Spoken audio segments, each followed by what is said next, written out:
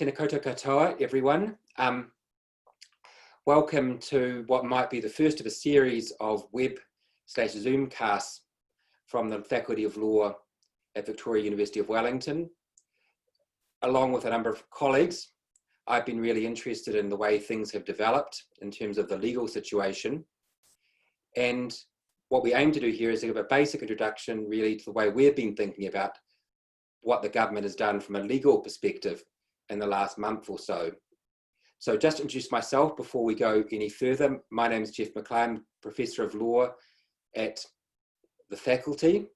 In my past life, I was a law commissioner, and I have a particular interest in legislative design, and I have particular interest in relation to the way the government has gone about thinking about how it needed to use the law to achieve its public health goals in the COVID-19 crisis. What we're going to do today is to go through a series of very short presentations from my colleagues. With me today, in the order they're going to speak, is Dr. Professor Colon-Rios. Joel is an expert in comparative constitutional law. He's going to talk about some of the constitutional debates in the wider jurisprudential world. Then we're going to have Dr. Dean Knight, who's an associate professor in the faculty, who will talk about the particular instruments that the government has used in its response to COVID-19. Then my colleague, Dr. Nessa Lynch, who's an associate professor and an expert in child justice and youth justice law in New Zealand, as well as internationally, will talk about some of the criminal law aspects. My colleague, Dr. Marcin will talk then about privacy implications, and then we'll round off with my last but not least colleague, Dr. Eddie Clark, who's an expert in administrative law, who will talk about some of the underpinnings, really, of what the government's done in terms of consultation and in terms of public accountability. But that's probably enough from me. What I will do is now hand over to Joel, who will talk about some of the more comparative jurisprudential ideas that are in play here. Joel. Thanks very much, Geoff. Thanks very much really for this opportunity, because this is a topic that I've long interested me, particularly because emergencies in a way raise a very interesting question about law itself and the relationship between law and power. And emergencies are in a certain way outside of the law, but at the same time they seek to be, or the law seeks to regulate them. And in a way, this is what I want to do today, to talk a little bit about the concept of a state of emergency from the perspective of constitutional law, but also from the perspective of constitutional theory, and then offer some thoughts about this particular emergency. And through my discussion, I will pay particular attention to the way in which emergencies or make reference to the ways in which emergencies are regulated by different constitutional orders. So from a legal point of view, a state of emergency can be described as a situation where the suspension of certain constitutional rules is temporarily authorized by law. For example, it could be that during a state of emergency, certain rights are explicitly restricted, or that during a state of emergency, a branch of government becomes able to exercise powers that normally fall under the jurisdiction of a different branch of government, or that certain state officials are armed with powers that go beyond their ordinary jurisdiction. And then when we think about emergencies in this way, a key question that arises is, why would a constitution authorize the temporary suspension of some of its most important rules? And the answer, I think, is simply that the Constitution is seeking to protect itself. That is to say, the purpose of a state of emergency is to protect the constitutional order from a serious threat. And here the reference to protecting the constitutional order does not simply mean that we want to protect certain rules that are part of the Constitution, but that we want to protect the very mode of existence of the political community. Since the times of the Roman Republic, states of emergency have been generally understood in this way, and this understanding comes accompanied by at least 3 limits. I already made reference to the first limit, the idea that emergency powers only exist or only can be exercised for a limited amount of time, that is the time that is considered necessary to address the emergency.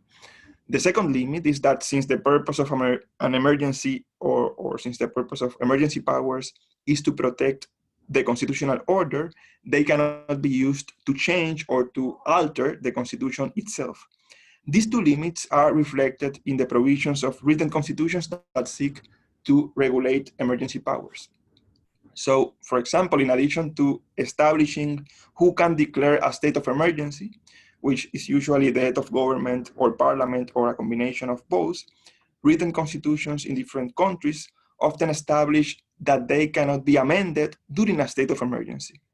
Others create explicit and strict time limits on the duration of a state of emergency, and some require parliamentary supermajorities for an extension of the relevant period. Now, since not all emergencies are the same, that is, not all emergencies present the same kind of threat to the constitutional order, some constitutions distinguish between things such as states of alarm, states of siege, states of exception, or states of danger. And the idea is that depending on the seriousness of the emergency at issue, those constitutions then authorized different special powers. So for example, a natural disaster would not normally trigger the same type of extraordinary powers as a threat of an external invasion would.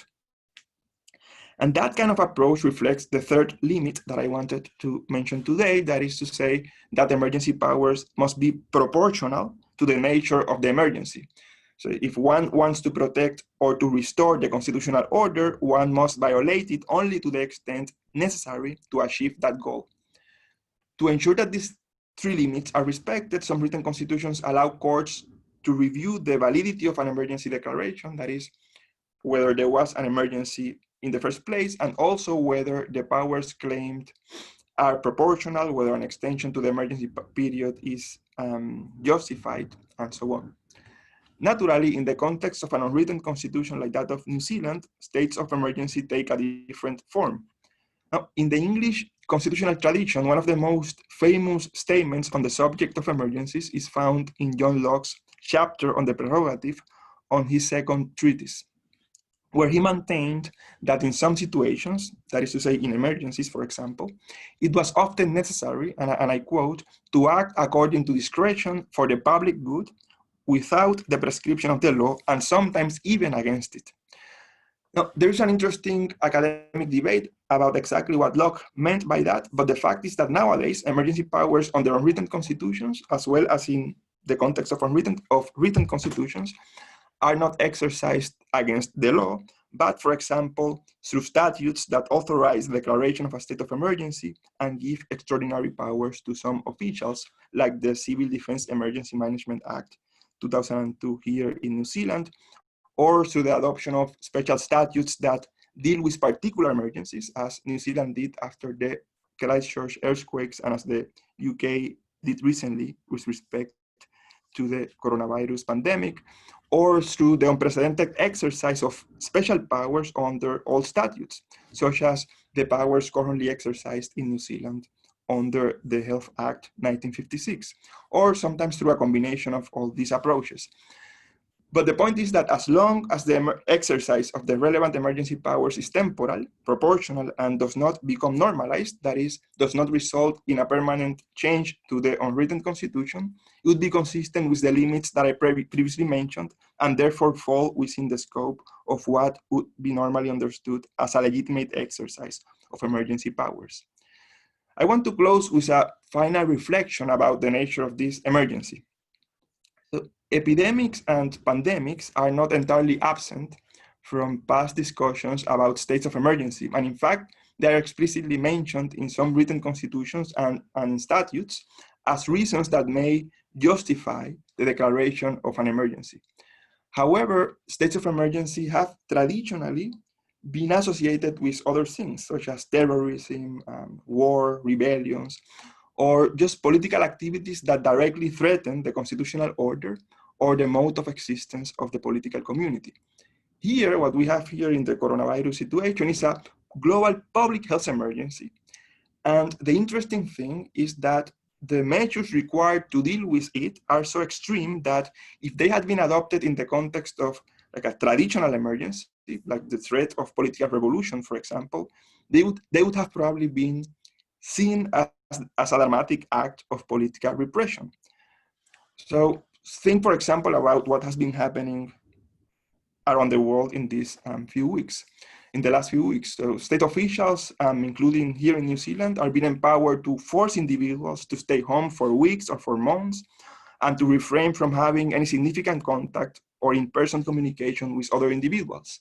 This involves, I think, not simply the limitation of some rights, but probably their suspension. That is to say, the suspension of a number of civil and political rights, such as freedom of movement in particular, but perhaps also freedom of association, and also the limitation of other rights like freedom of religion, the right to work, the right to family life, and so on. This would be, in a different context, the dream scenario of an authoritarian government. People are even happily reporting their neighbors for getting too close to each other, and this has been reported in different newspapers around the world. Now these rules, these lockdown rules, are not only extreme, but sometimes even impossible to enforce. In fact, some of them may be so ambiguous that one may ask whether they are rules at all. And yet, in this context, in the context that we find ourselves, at least at first sight, all this seems proportional, reasonable, and necessary. And that is just, I think, an indication of the strange situation in which we find ourselves. Another indication, and with this I will finish, is the fact that in New Zealand and elsewhere, the emergency measures that are being adopted are not only changing the way we exist as a political community in the present, but may in fact have the effect of changing the ways in which we relate to each other for the foreseeable future and long after the emergency passes. So in a way, the emergency powers that are being exercised around the world today may not simply restore normality, take us back to the way we were, but result in a transition towards a new form of political existence. And that is quite remarkable from the perspective of the traditional conception of a state of emergency. Thanks very much. Right, thanks, Joel. Joel talked from a very general perspective, and he talked about some of the particular rules we've all been living under as being somewhat ambiguous. Dean is going to talk about those particular rules, and he may well make some comment about some of the more ambiguous, or what we might call in academic context, open-textured nature of some of these rules under which we have been trying all to live. So, Dean? Kia ora, Geoff, and thanks, Joel, for setting the scene so well. And I guess I come to COVID-19 and look at it as probably the biggest public law challenge of the decade, if not of our generation. So signalled I'm interested in the sort of the authorisation for what's being done, how it's being deployed by the government. So very much the legal framework. And when we look at the legal framework, it's clear it's made up of various layers of power and action.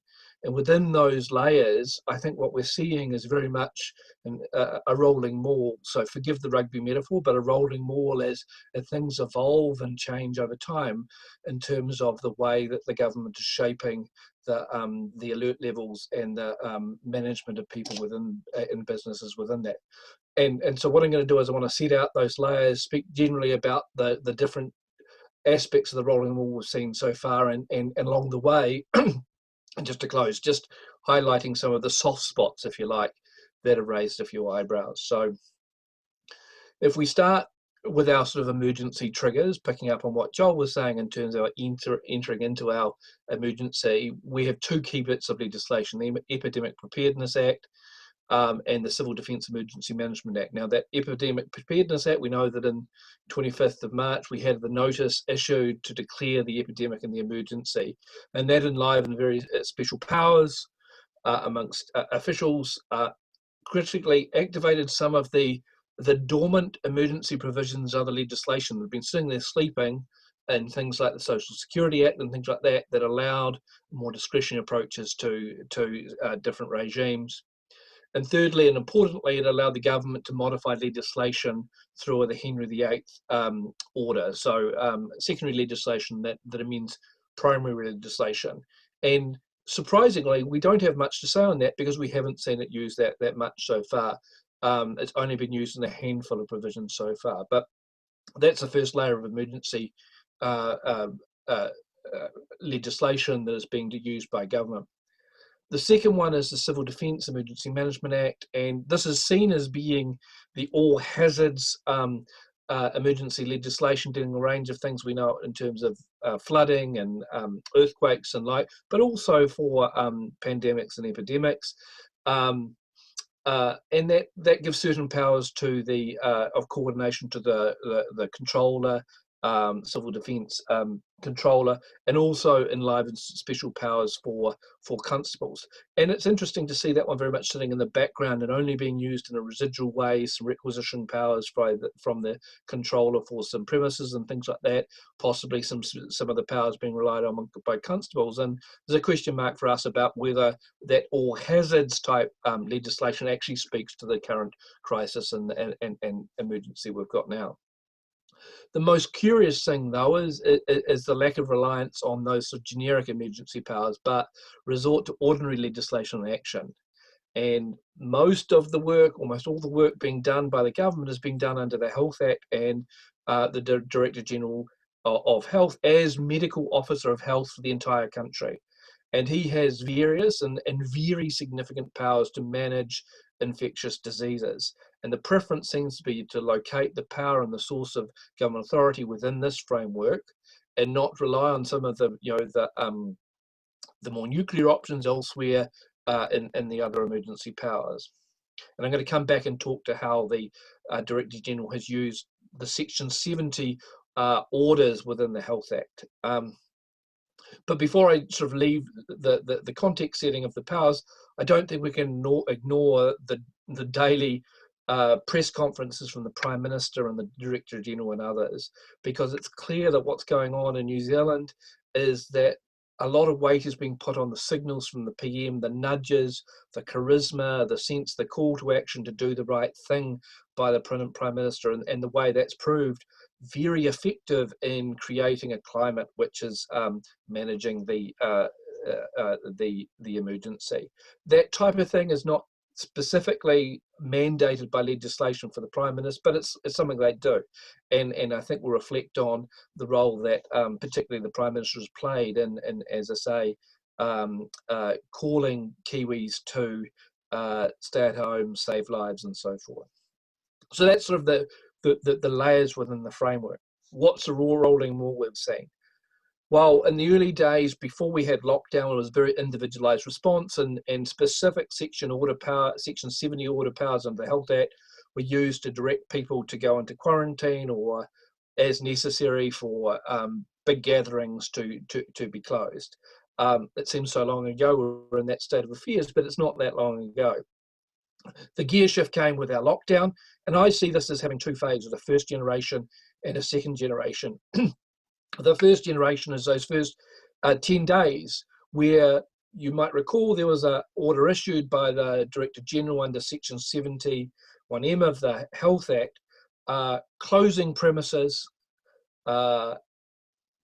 subject to some exceptions, and requiring social distancing. And so that was really the key legal mechanism used to instigate the first 10 days of the lockdown. Close those premises subject to the ability of essential businesses and some other civic institutions to operate, and requiring and directing people to, when they're out, to socially distance. That was then backed up by a big fat degree of constabulary discretion to direct people to behave or respect or honour the signals coming from the PM, and if necessary to arrest people if they didn't. Heavy reliance, education rather than enforcement, and we might come back to the reasons for that shortly, but not heavily used at that point.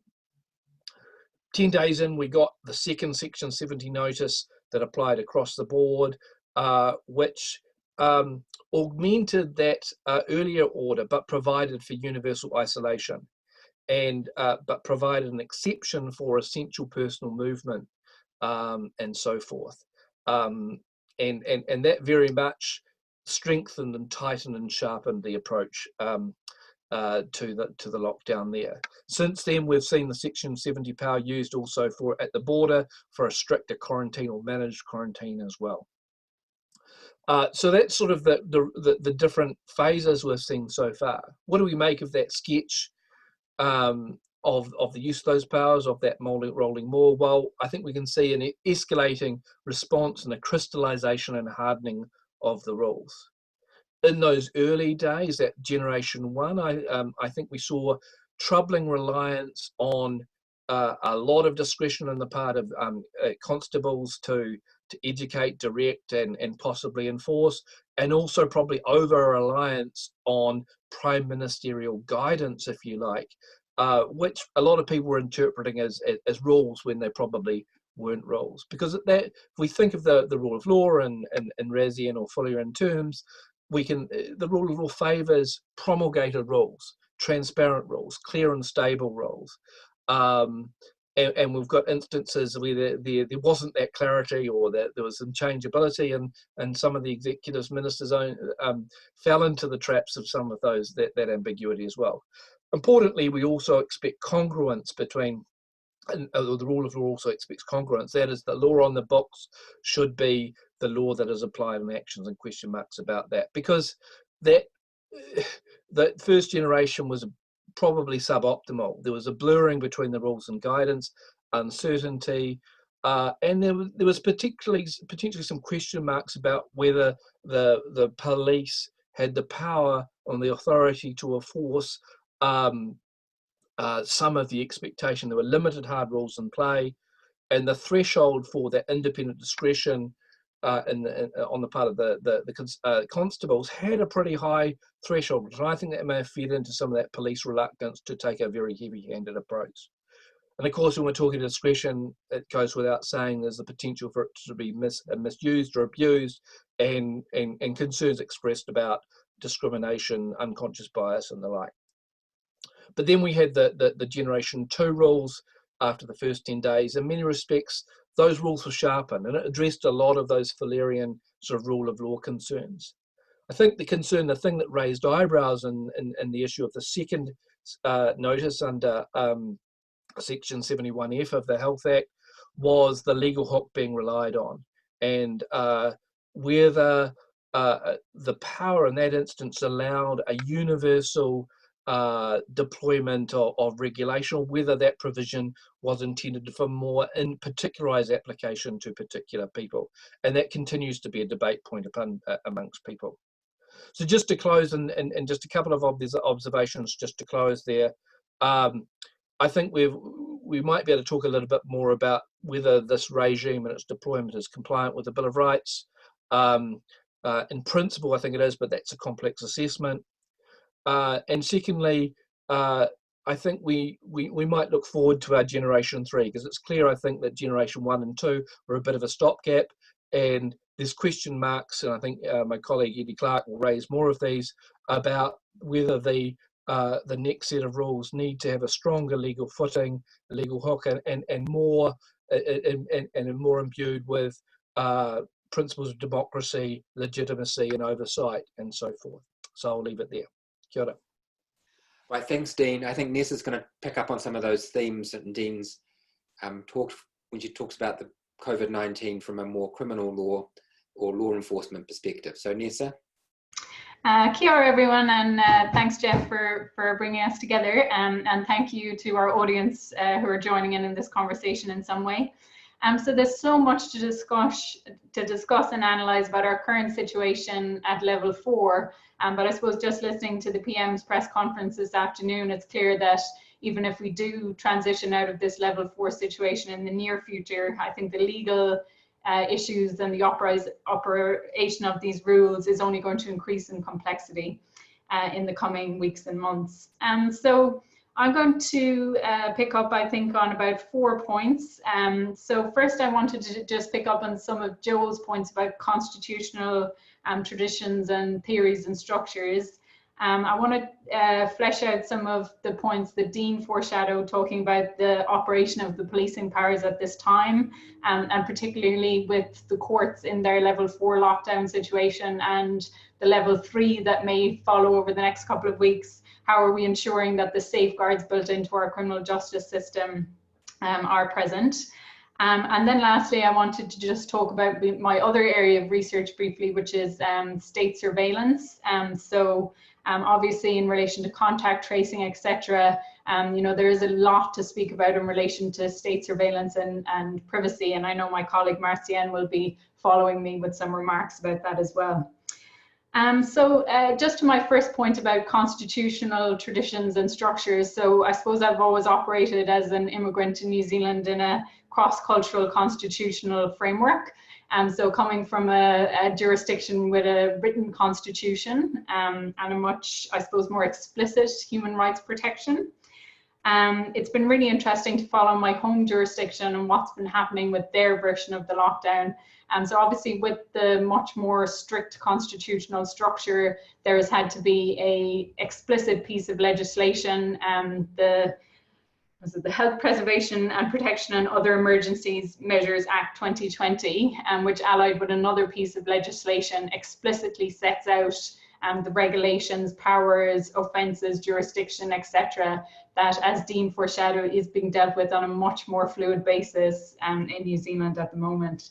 And perhaps there is also a difference, I think, maybe in national attitudes to authority. So I found that New Zealanders tend to be fairly compliant with rules. Irish people are definitely more anti-authority.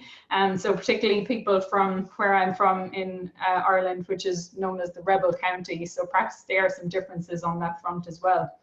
But on a serious note, I think Ireland has, through long history, and particularly in relation to the Northern Ireland troubles or terrorism there, we have long experience with the use of emergency powers. And one of the things that I would caution about is how emergency powers very quickly become normal operating procedures.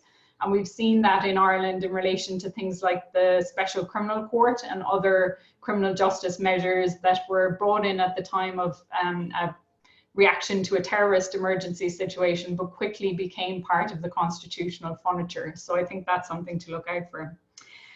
So the area of policing has obviously been very, very complex. And as Dean foreshadowed, we had a number of generations of rules. And we've seen a bit of increased transparency as we go, particularly around the release of the Level 4 guidelines a week or so back. But for those that were following the Academic Response Committee hearings this morning, so David Parker, although I believe he was there in his capacity as Minister for the Environment, an Attorney General question was posed, which was when would the Crown Law advice to the police be released? So he definitely stonewalled on that on the basis of legal professional privilege, and I think that's something that my public law colleagues might be able to pick up in discussion around the validity of that. Well, we know that in relation to the rule of law and transparency, it's really important that citizens know the law and are clear on what they can do and what they can't do.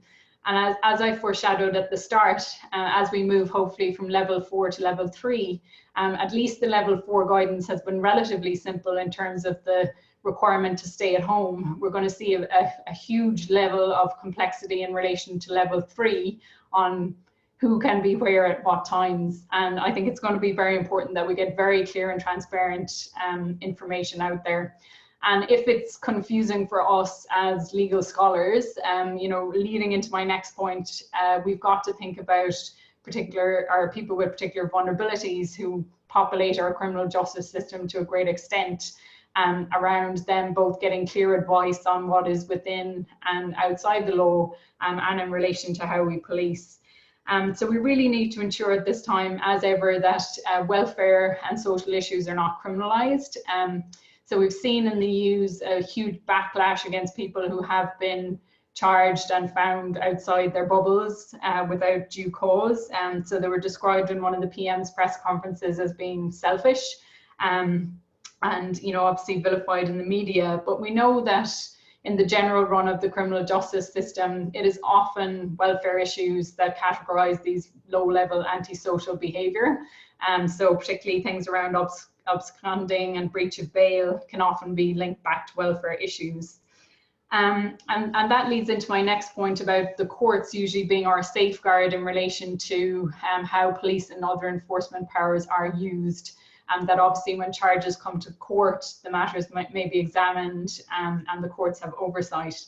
So in our level 4 lockdown, our courts are closed except for a low range of very essential matters. And then even those essential matters are being carried out remotely or over audio-visual link. And there's a huge amount of research that has been done on the use of AVL and issues identified around lack of privacy and participation for defendants and suspects. And the lack of face-to-face contact can, I think, cause or exacerbate a lot of those issues around vulnerable defendants, where these issues may not be picked up, or people may not feel comfortable when they don't have a face-to-face or comfortable in disclosure when they don't have a face-to-face consultation with their lawyer. Obviously as well, we've got our jury trials have been delayed until July at least because of the difficulties in impaneling jurors at this time. So the issue of delay, I think, will become very prevalent.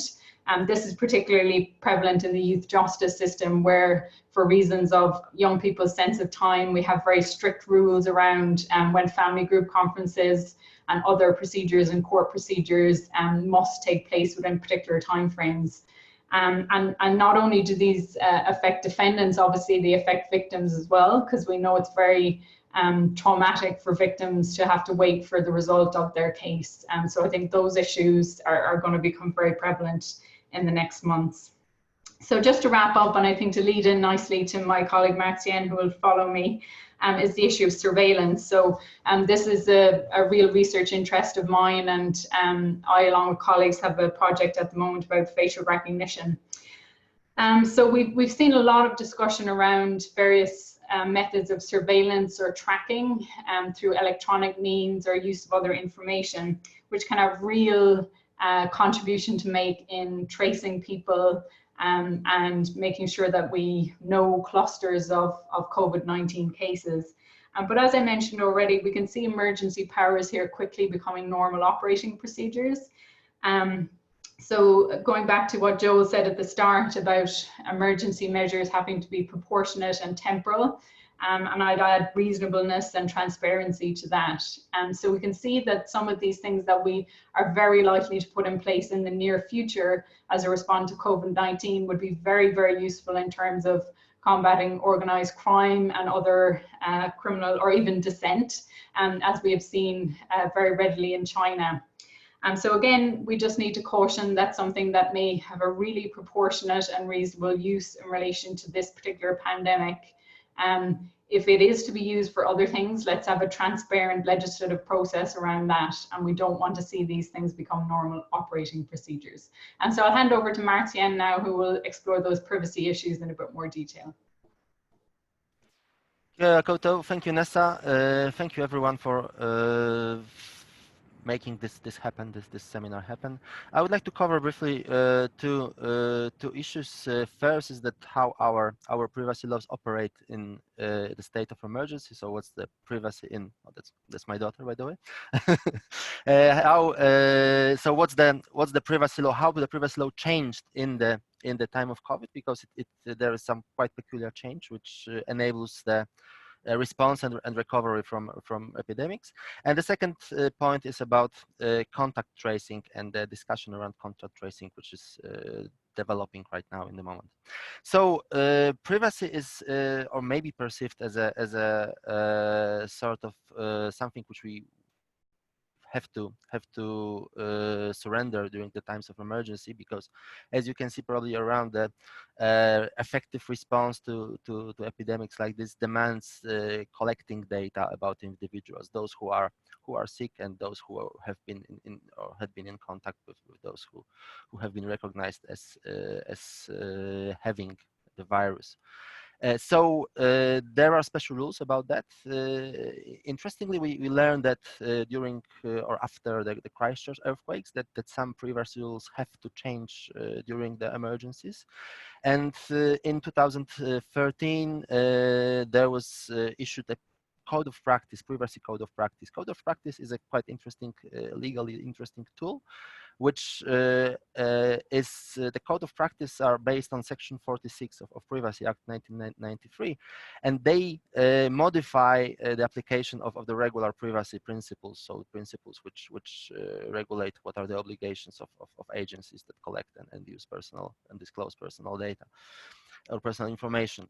And usually those codes of practice, they describe some particular areas like telecommunications or health services, but there are some codes of practice which are triggered by some events. And that the code of practice is called Civil Defense National Emergencies Information Sharing Code 2013. And it's triggered, it gets into operation when the state of national emergency is announced. And that happened as it was pointed out by Dean.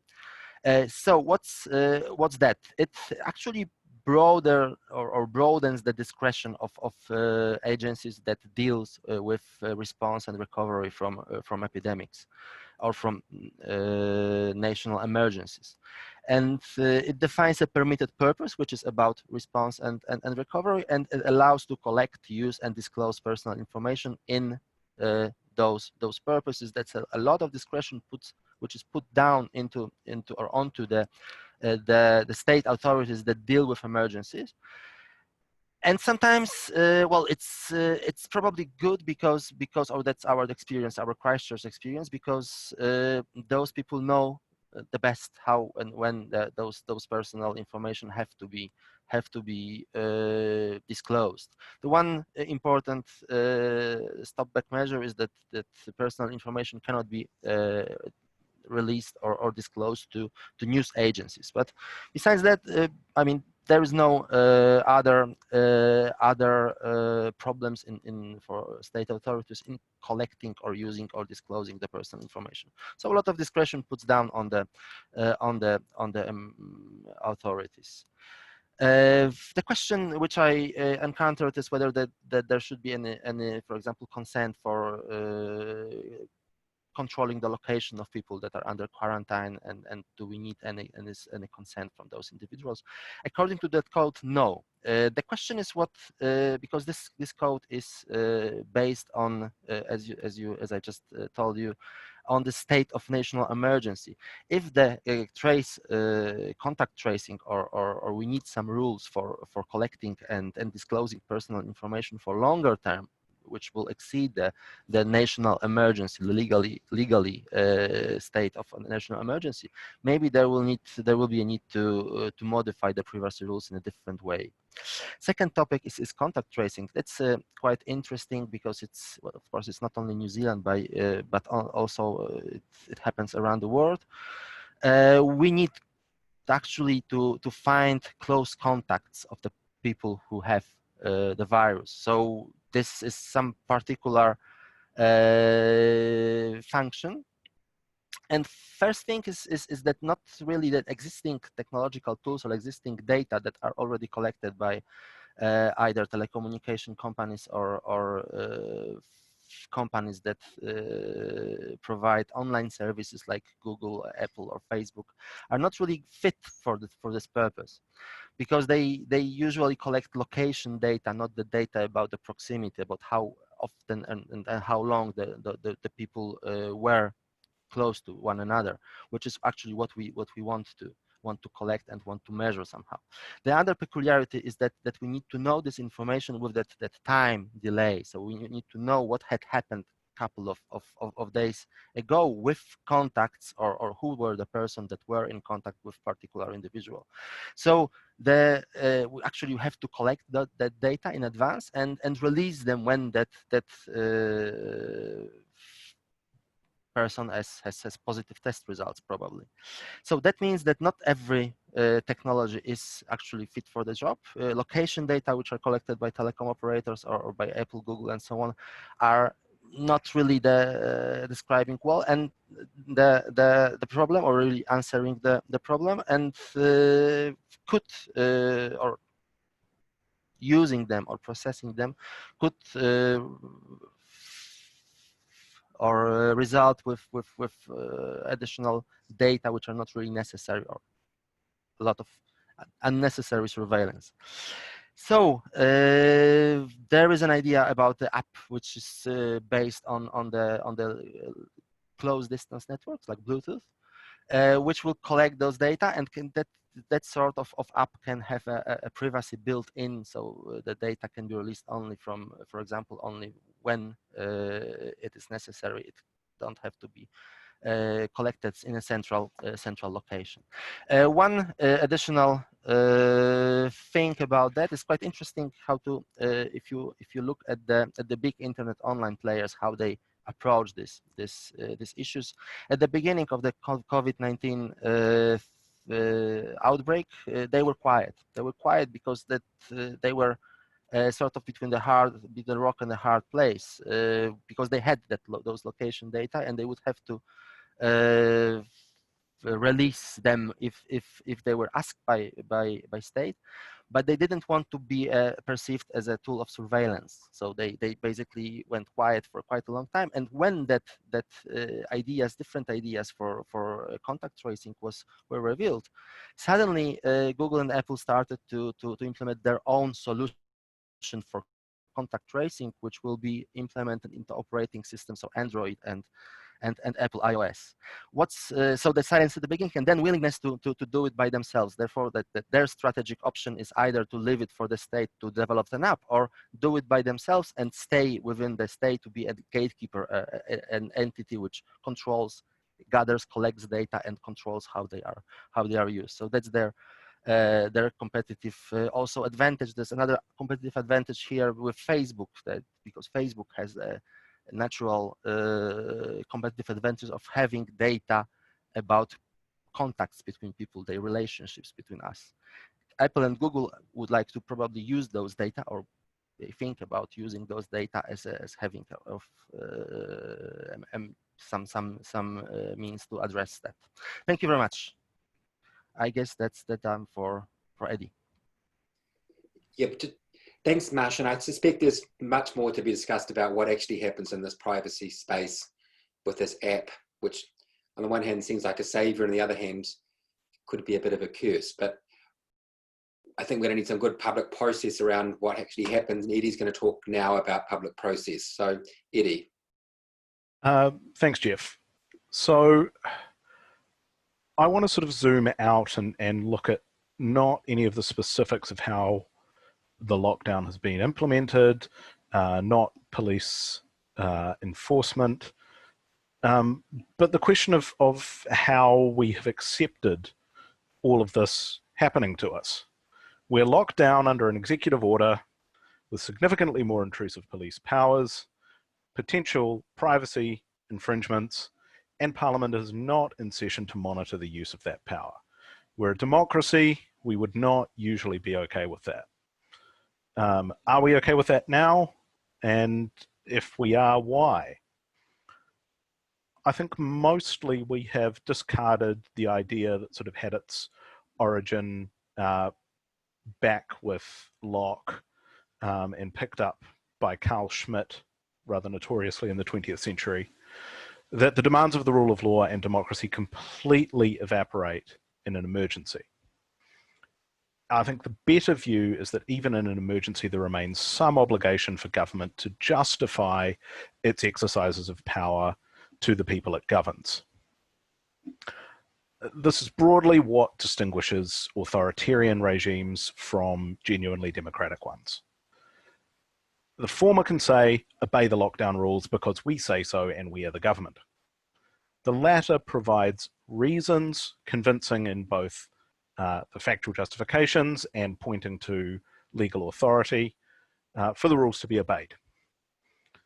And it doesn't go without saying that we have that culture of justification in a country. We see what you can contrast that with, a culture of authority. In a place like Turkmenistan, where I see it has been made illegal to say the word coronavirus in public, but more worryingly in an EU country like Hungary, where extensive unilateral powers were given for emergency reasons, under the emergency provisions of the Constitution, as Joel talked about, were given by Parliament to the executive to deal with this pandemic. But one of the first uses those powers were put to was to restrict transgender rights. That was what Viktor Orban thought the emergency situation justified. He says that's what happens and we all have to live with it. The difference between that sort of culture and a culture of justification is that under a legal culture of justification, legal power is a relationship between the state and the citizen. It's a two-way street rather than a one-way projection of authority from the state onto citizens. So the question is, given the lockdown, given the suspension of parliaments, what mechanisms do we have for ensuring that government justifies itself to us, that it discharges that burden of justification? We can't use the same forms we usually used to because there's a lockdown and Parliament's not sitting. But there are still some institutional safeguards happening. Some of this we see every day. Social media suggests that 1 PM has been renamed Ashley O'Clock. We have these daily press briefings from officials, the Director General of Health, police have been there, senior ministers, the Prime Minister, turning up and answering questions. And the media is able to push and ask questions and ask for clarification, and we get pretty typical forms of accountability, both in terms of personal accountability.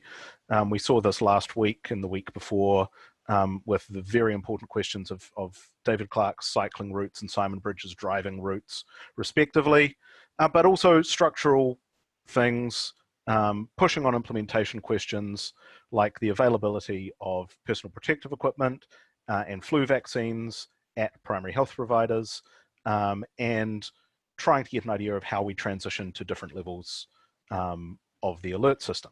So that is still functioning. Specialist accountability institutions are also still functioning. The Auditor General, the Ombudsman's Office are still running. A lot of their work can be done remotely. I know investigations continue apace, and I'm aware there's some discussions about whether they can put prison inspectors, for example, into hazmat suits to send them into prisons, or how they're going to continue those sort of functions. So those institutions are still there and still, to a slightly limited extent, functioning. What I think is most interesting, though, is our Parliament in miniature experiment with the Epidemic Response Committee. And I've watched a few sessions. I think more people over the past 2 weeks have watched that than have watched all other select committees combined for the last 5 years. It's functioned remarkably well. It was sort of a punt, suspending Parliament and just putting this on a committee. But the opposition, which has a majority on the committee, has done a very good, constructive job of pushing officials and ministers on implementation matters, on asking for clarification, on getting expert witnesses to give some real factual information. I've been very impressed. In general, the select committee structure is one of the best things about our parliamentary system, and I think that this special committee is really showing that off here. That said, we will need to recall Parliament at some point in the not too distant future. As Joel has said, emergencies are limited. The degree to which you can continue it on emergency footing can't go forever. As Dean has pointed out, there's some, if not gaps, certainly thin patches in some of the legal authorization for some of the methods that have been taken to respond. And one of the only mechanisms that you can deal with that in is by new legislation, which will require Parliament to sit. More generally, we need that oversight back in. The body that government has primarily required in our system to justify itself to is Parliament, and we need it back. And I just saw today, Thursday, that the Business Committee is meeting tomorrow to decide if, how, and when Parliament can meet under the alert levels. It's interesting that the Prime Minister said that this is for the Business Committee and presumably the Speaker as well, to work out how that can happen. And I would hope it's not an if. I think it needs to come back. So the question really should be how and when Parliament can meet as we go from level 4 to level 3, and then what it might look like at level 3 or at lower alert systems. So I think, in general, a reasonable job of ensuring the government has been justifying itself to us for these extraordinary exercises of power. But we will need to get some business as usual back before too long. It can't go on forever. Thanks. Back to you, Geoff. Right, thanks, Eddie. So what we're going to do now is we're going to take about another 10 minutes just to have some questions, which I'm going to put to the panel, and maybe they might have some interaction. But the first thing, just from my own perspective, I think these select committee hearings have been absolutely extraordinary in terms of the way they have been conducted, that they have been holding people to account, but they've been, until today, perhaps conducted in a very non-partisan way. And perhaps just to start the discussion, what happened today was quite extraordinary, that the Attorney General, who, as Nessa has said, was appearing in his capacity as Minister of the Environment, or maybe the Minister responsible for international trade, it was a sort of economics-y session today, was pressed very hard by Simon Bridges, who's the chair of the committee, and then by David Seymour to release the Crown Law advice that underpins all of the notices that have been issued and the enforcement of those notices. And the Attorney General was very keen not to release that information. He claimed that it was privileged, meaning that it was the result of advice to him from his lawyers. So just like everybody else, he can rely on that privilege, and the Crown can rely on that privilege. But I just wondered if Dean particularly had, I know Dean was looking at this issue a bit earlier on, just to comment on that quickly. It's a bit peripheral, but it was kind of the big happening of today in terms of COVID legal land. So did you have some very quick comments on that, Dean? Yeah, I probably in the first instance I didn't think it was unexpected to see the Attorney General resist. I guess the normative question is whether he should have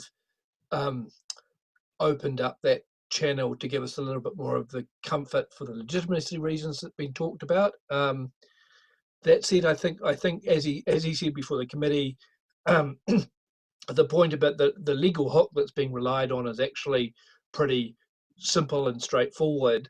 But as I said, I think it's a bit of a debate point. So I don't think there's a degree of complexity in the advice, but I know some people suggested it might give us some comfort if we saw it.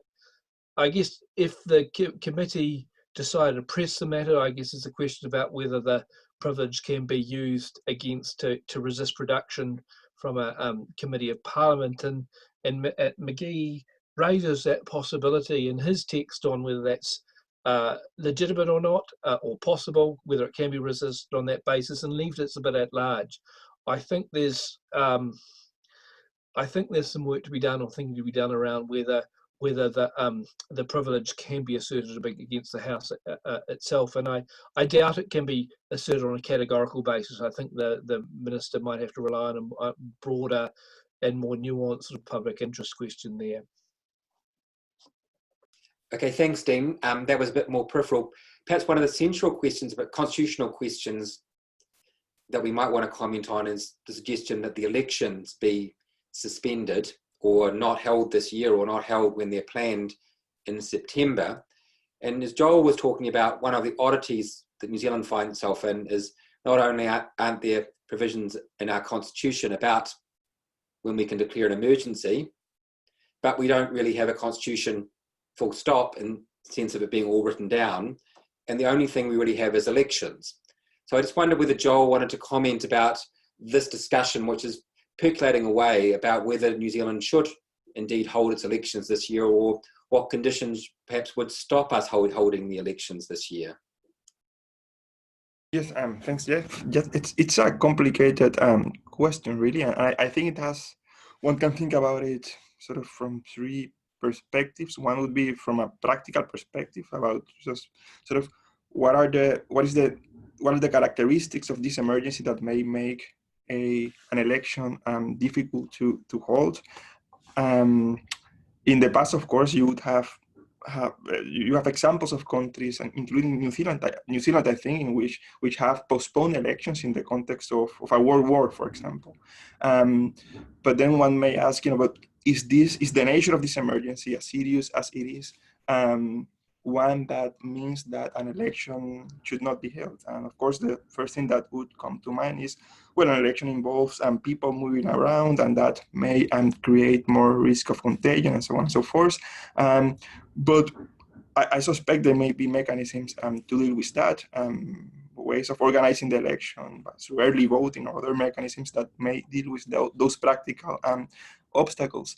The other way one could think about the question from a sort of technical perspective. You know, what does the law say about when do you have to hold an election, and what do you have to do if an unforeseen event occurs that you need to postpone it? And so that's a legal question that would be regulated by the Electoral Act. And of course, if the election was not to be held this year, then I suppose legislation would have to be passed to the extent that the parliamentary term would have expired. But then I think that the most interesting aspect of the question, I suppose, is the normative one, which is, but you know, leaving those technical or practical issues aside, should there be an election in an emergency? And just to go back to Locke, one of the interesting things of Locke's conception, which can be subject to critique, as Eddie mentioned earlier, is that Locke thought that the judge of whether the government was acting in the public good during an emergency was ultimately the people itself. And I would think that in the context of a situation like this, when government is exercising powers that it didn't have when the previous election took place, an election is actually the way in which the New Zealand public would express its agreement or express its objections to the way the government has handled the crisis. So to the extent that those practical and technical issues are not an obstacle, I think that you know, from a normative perspective, having an election this year is actually really, really important. Can I chime in there from a much more prosaic perspective, which is the election date has already been announced, but that actually has no legal meaning.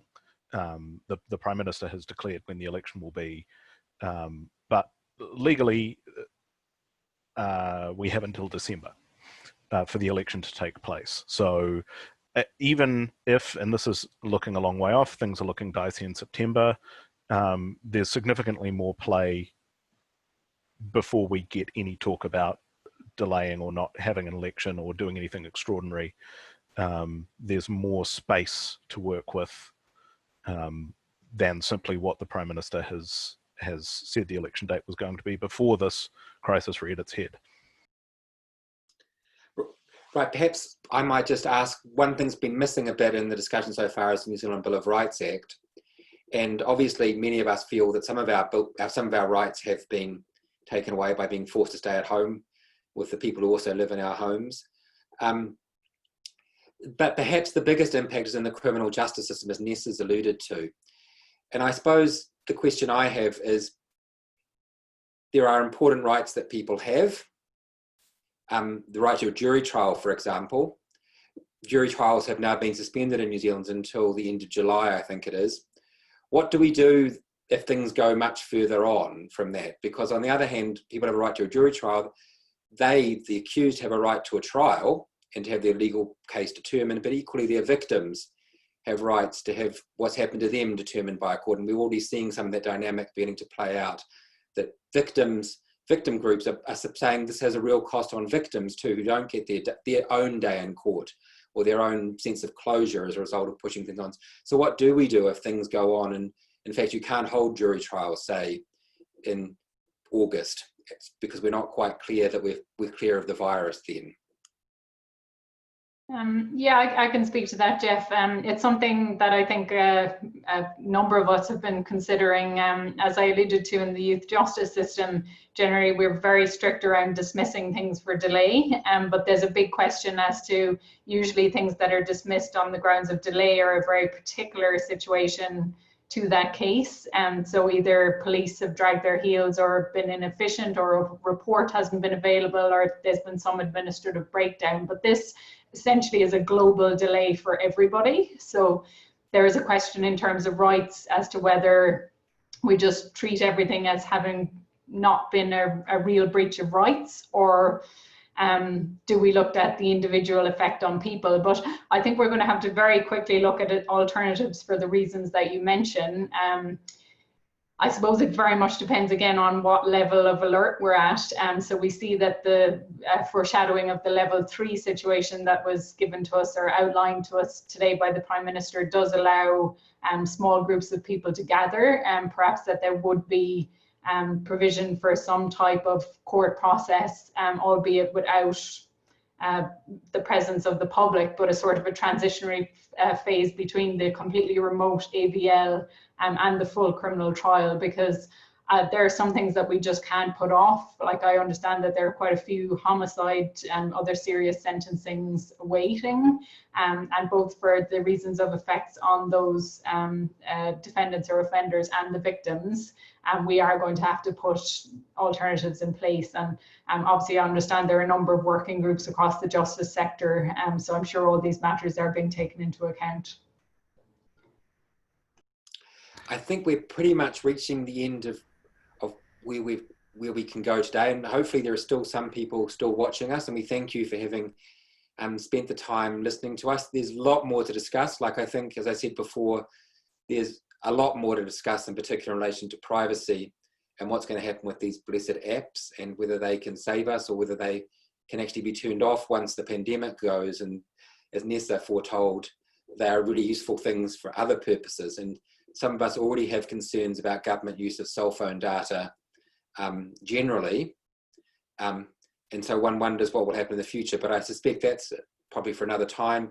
There's lots of other issues that can and will be discussed, and hopefully some of the people here in this presentation will be leading those discussions, both maybe in this kind of forum or more generally. Just in terms of an administrative matter, you will see in the note, if you've seen a Twitter or a Facebook notice in relation to this, we will put Dean Knight's summary of the current legislative regime in that, so that you can have a look at that at your leisure, because it is quite complicated. It took us a couple of weeks to figure out what was going on, so that give you a chance to look at that, and we'll try and make sure that the other good work that's being done by the faculty will be made publicly available as and when it can be. But I'd just like to thank everybody who took part in this. Thank you very much for giving your wisdom, and particularly thank Dean's cat, Hina, who's listened to this presentation twice now. She did show a little less interest this time than she did in the previous time. I take that because she's getting bored with Dean rather than with the essentially interesting legal material. But good fortune to you all. Keep well, stay safe, and stay united in the fight against COVID-19. Cheers, everybody. Talk to you soon.